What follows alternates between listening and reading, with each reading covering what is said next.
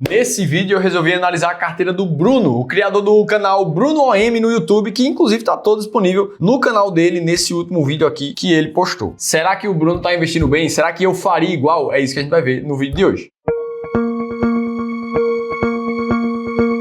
Boa, vamos lá, e antes do vídeo começar eu quero deixar um recado para você, Bruno, inclusive se você tá vendo esse vídeo aqui, para toda a galera que acompanha o Bruno. Você tem uma história extremamente exemplar, um cara que saiu da vida de CLT, que trabalhava ali de carteira assinada, que inclusive tinha um padrão de vida de endividamento, segundo ele conta no próprio canal, e que passou por um processo de se tornar investidor porque não queria mais ser pobre. O cara começou com 40 anos, com cerca de R$500, e hoje, 6 anos depois, é um cara que poderia viver somente de rendimentos. Sem dúvida nenhuma, das pessoas que mais inspira outros investidores aqui no YouTube, então eu te admiro demais pelo teu trabalho. O intuito desse vídeo aqui é analisar o portfólio do Bruno como se ele fosse um cliente que a gente está abordando aqui no Clube do Valor, por exemplo, aplicando somente os conceitos sistemáticos que a gente desenvolve, considerando como se fosse uma pessoa realmente desconhecida. Feito esse disclaimer, vamos fazer um mini react aqui dos vídeos dele. E logo no início de um dos vídeos, o Bruno fala sobre como deve ser um projeto de liberdade financeira. Quando você tiver alcançado o patrimônio-alvo, e o que é patrimônio-alvo? Patrimônio-alvo é aquele patrimônio total que você estipulou no início do seu projeto de independência financeira que você deveria alcançar para poder viver de rendimento. Geralmente, para se chegar nesse valor de patrimônio-alvo, se faz a seguinte conta. Bom, se eu preciso ter R$1 milhão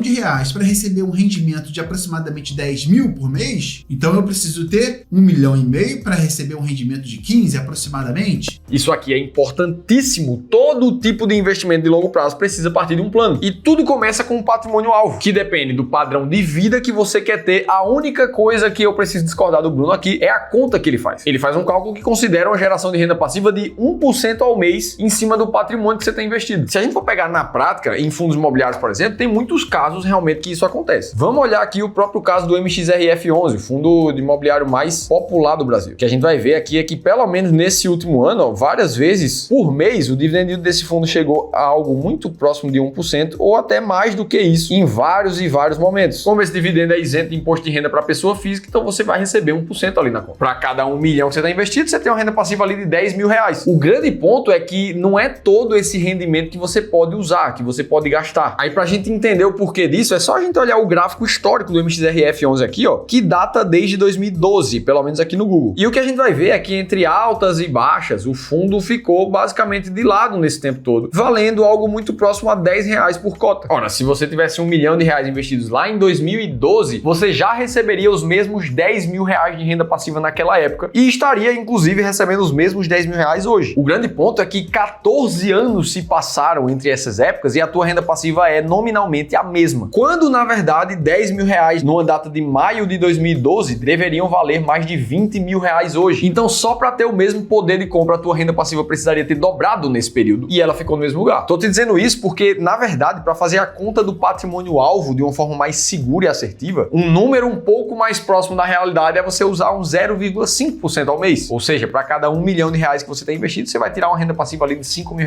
Essa sim você pode realmente usar. Aí, feito isso, você começa a descobrir o quanto você precisa acumular de patrimônio-alvo. Inclusive, me conta aqui nos comentários qual é a tua renda passiva que você quer alcançar. R$5 mil por mês, 20 mil, 100 mil por mês, quanto é suficiente para você? Beleza, então definido esse patrimônio meta, vamos ver como é que ele está investindo para chegar lá. E para analisar corretamente a carteira de qualquer investidor, a gente precisa começar sobre a macroalocação, as porcentagens que ele tem de cada uma das classes de ativos dentro da carteira. No caso do Bruno, ele está investindo dessa forma que a gente vê aqui, ó, 31,37% em fundos imobiliários, outros 35% em ETFs e 33% em ações. Sendo que nessa parte de ETFs, todo o investimento do Bruno é em mercado internacional. A primeira tela que eu vou mostrar para você, olha, nacional, entre fundos imobiliários e ações, 64,45%, no exterior. Então a gente está falando basicamente de 1/3 da carteira para cada coisa, fundos imobiliários, ações do Brasil e ações internacional. Pronto, só de acertar uma macroalocação de uma carteira, a gente já tem mais de 90% de chance de ter uma performance acima da média naquela carteira ali. E não sou eu que digo isso, na verdade é um cara chamado Roger Ibbotson, que é professor da Yale University desde 1984. E num artigo que esse professor desenvolveu, há não muitos anos atrás, ele tentou descobrir o que é que explicava realmente a performance acima da média dos investidores. E o resultado dessa pesquisa é que em mais de 91% dos casos, a explicação da performance elevada está justamente na macroalocação dos investidores. Então, se é assim, não adianta o cara descobrir a melhor ação para investir, sendo que ele não tem uma macroalocação correta, e é por isso que toda análise começa assim. E aqui entra um grande ponto de concordância que a nossa filosofia de investimentos tem com o que o Bruno está fazendo. A gente descobriu, testando na prática, que dividir em 3 parcelas iguais, classes diferentes de renda variável, traz um retorno muito bom para o investidor. E é por isso que em modelos de carteira aqui do Clube do Valor, mesmo aquelas que usam boa parte da carteira para investir em renda fixa, você vai ver que ali, ó, ações Brasil, ações internacionais e fundos imobiliários, cada um fica dividido em 3 partes iguais ali na carteira. E isso acontece também quando você vai para um modelo muito mais arrojado de carteira que é 100% renda variável. Da mesma forma, a divisão ideal e otimizada é ter 1/3 em cada uma delas. Ah, Felipe, mas então vocês gostam de investir desse jeito ali, parecido com o do Bruno? E na verdade não, a gente investe assim porque a gente testou exaustivamente cada uma das possibilidades dentro dos modelos de carteira para ver qual é o que realmente performa melhor no tempo. No caso do Bruno, inclusive, tem um ponto que ele mostra a rentabilidade da carteira. Mas esses cálculos que eu acabei de mostrar, além do site do Investidor 10, mais do que confirma de que você consegue ter uma boa rentabilidade acima da média se investir corretamente, com uma boa diversificação.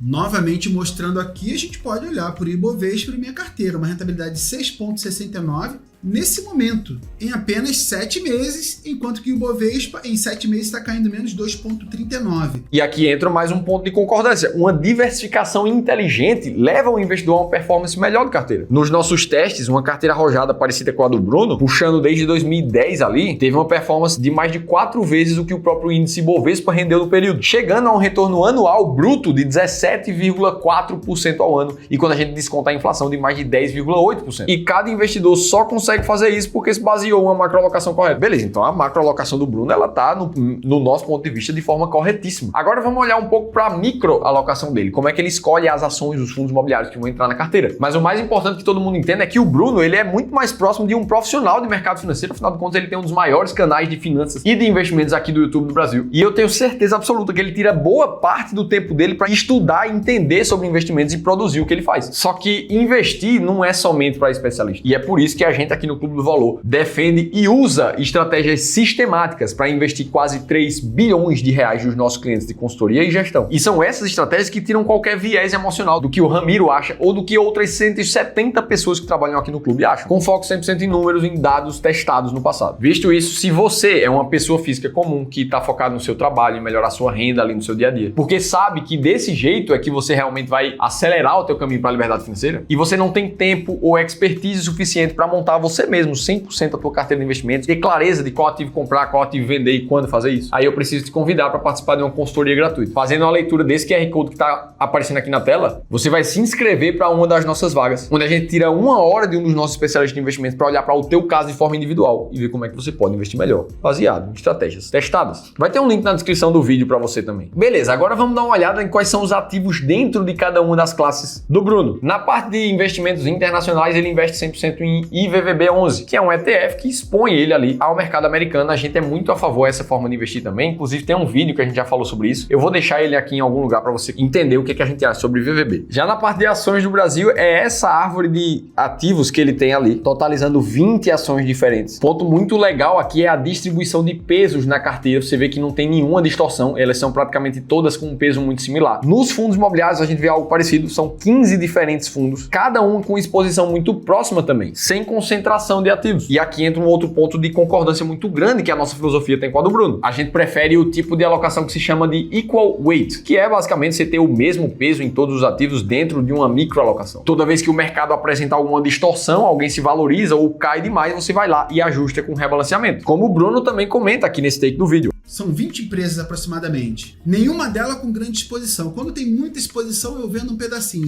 Quando ela tem muita exposição, é porque valorizou bastante. E o motivo de ser assim também não é porque a gente prefere ou porque a gente gosta. Existem estudos que comprovam a maior eficácia do método Equal Weight, como esse que está aí na tela para vocês, mostrando que a conclusão é que modelos diferentes como esse não conseguem performar melhor do que o Equal Weight, principalmente para quem é pessoa física comum. A paz de você saber exatamente qual é a proporção que cada um dos ativos deve ter na tua carteira é totalmente libertadora. E aí o próximo passo é entender quais são os ativos que o Bruno tem ali. Ó. Se a gente for olhar para a nossa estratégia de ações baratas aqui do Clube do Valor, por exemplo, várias empresas que o Bruno tem também são consideradas como baratas, segundo o nosso ponto de vista. A Valide, a Vale, a Pose 3, a Kepler Weber e a própria Leve, Mali Metal Leve. Assim como várias outras também não tão baratas, como a Blau, a Panvel, a Vamo 3, e a gente vê algo muito parecido também no caso dos fundos imobiliários. Aqui no Clube do Valor a gente investe nos fundos imobiliários mais perenes e consolidados no mercado. Dentre eles, na carteira do Bruno, a gente vai ver o XP Malls, a gente vai ver o VISC11, o CPTS, o BTLG, o IRDM, o XPLG. Agora, vários outros também não fazem parte da nossa estratégia de fundos imobiliários. E o que a gente vê é que, de certa forma, a gente tem formas divergentes de escolher ativos. Invariavelmente, pelo menos metade da carteira ali vai ter nomes diferentes. Só que como a gente viu no estudo do professor Roger desde o começo do vídeo, a coisa mais importante é a macroalocação e a diversificação que você constrói na tua carteira. E a do Bruno é, sinceramente, uma das mais bem alocadas e equilibradas que a gente já fez durante todo esse quadro de análise de carteira aqui no YouTube. E você pode achar que é simples manter uma estrutura de uma carteira assim, só que requer muita disciplina, requer não comprar o ativo que está subindo mais, que está na boca do povo, na verdade chegar lá e vender na hora certa, e se forçar a voltar sempre para o seu plano inicial. E ele comenta isso aqui. Pessoal, estou mostrando toda a minha carteira para vocês aqui, mas com objetivo didático. Por que eu consegui vencer no Ibovespa? Com bastante diferença, por causa da diversificação. E é por isso que pela primeira vez a solução, o diagnóstico dessa carteira é manter exatamente o balanceamento que ele tem. Lógico, ele está com um peso levemente acima ali em mercado internacional, ele está precisando comprar fundos imobiliários nesse momento, mas eu tenho certeza que com dividendos e aportes ele vai chegar no balanceamento ideal e alvo em um mês ou em poucos meses. Se o Bruno fosse uma pessoa desconhecida passando por análise de carteira, a única forma que a gente perguntaria de agregar para ele é entender exatamente como ele escolhe as ações para investir, por exemplo. Será que ele prefere escolher ações mais baratas ou escolher mais ações de dividendos? Parece que está meio misturado ali. E aí dá para a gente pensar na nossa estratégia de ações mais baratas da bolsa, por exemplo, que seleciona as 20 mais descontadas do mercado sempre. E do histórico, puxando de 2004 para cá, a gente vê a rentabilidade dessa carteira sendo muito maior do que a média do Ibovespa, inclusive maior do que as ações caras na bolsa. E com um retorno médio dessa estratégia de quase 25% ao ano. Então você vê ali que ela no passado performou bem, porque a filosofia por trás dela faz sentido. Inclusive, a gente te mostra 10 empresas que estão extremamente baratas nesse momento no e-book que a nossa equipe escreveu, te ensinando detalhes de como essa estratégia foi criada e você pode ter acesso a isso gratuito. Vou deixar um link aqui em cima ou na descrição para você baixar também. Agora eu quero ouvir de vocês, o que é que vocês acham da carteira do Bruno? Comenta comigo aqui embaixo até para eventualmente ele chegar nesse vídeo e ver o que vocês acham também. E aí, se você gosta desse tipo de conteúdo que a gente faz aqui, quer ver a análise da carteira que a gente fez do Charles, o economista sincero, eu preciso te convidar a assistir esse outro vídeo aqui, que eu te contei tudo isso em detalhes, eu vou estar te esperando por lá.